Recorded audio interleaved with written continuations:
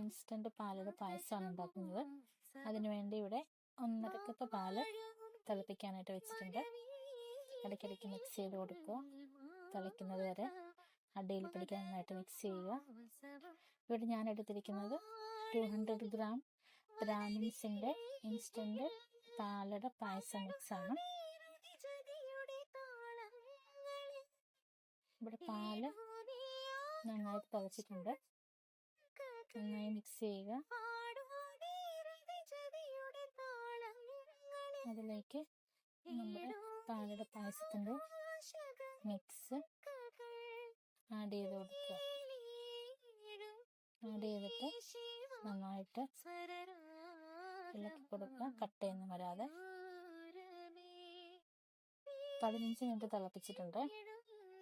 അത് കഴിഞ്ഞിട്ട് അതിലേക്ക് 1 സ്പൂൺ ഗീ ആഡ് ചെയ്ത് കൊടുത്തിട്ടുണ്ട്.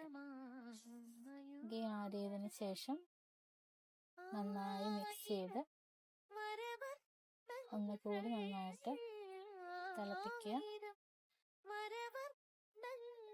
അതിനുശേഷം തീ ഓഫ് ചെയ്ത് പാത്രം അടച്ച് വെക്കുക. അപ്പോൾ നമ്മുടെ പാലട പായസം ഇവിടെ റെഡി ആയിട്ടുണ്ട്. എല്ലാവരും ട്രൈ ചെയ്യുക.